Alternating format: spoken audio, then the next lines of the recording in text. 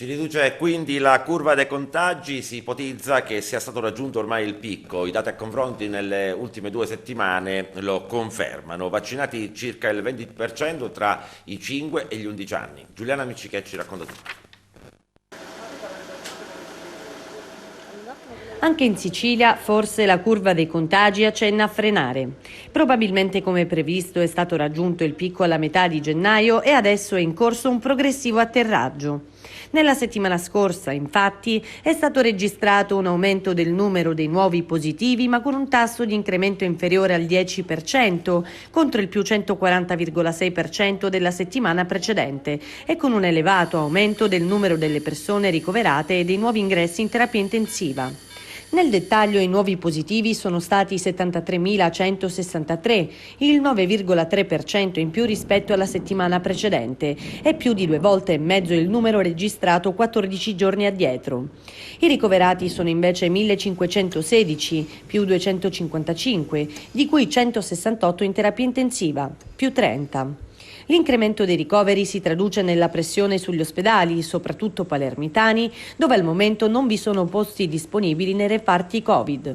Così conferma Tiziana Maniscalchi, primario del pronto soccorso Covid dell'ospedale Cervello e responsabile del coordinamento dei posti letto, che spiega: abbiamo molti pazienti senza polmonite ma con comorbilità. Le richieste sono continue. In questi giorni abbiamo fatto tanti ricoveri e quindi il turnover è rallentato. Proprio la Maniscalchi, in prima linea nella lotta al Covid e alle fake news su questo argomento, è stata vittima di una serie di attacchi e insulti sui social da parte dei Novax, ricevendo una pioggia di solidarietà da parte di esponenti politici e delle istituzioni, oltre che dagli stessi colleghi.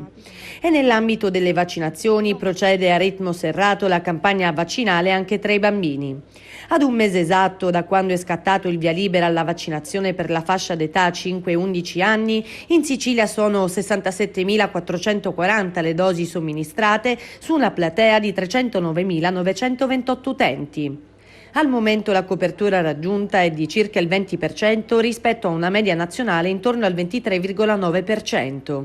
E giovedì prossimo arriveranno in Sicilia altre 69.800 fiale di vaccino Moderna destinate alle farmacie ospedaliere.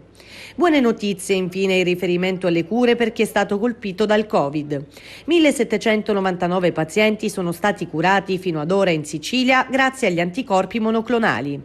Nel frattempo sono 4.037 i nuovi casi di Covid nell'isola a fronte di 24.549 tamponi processati.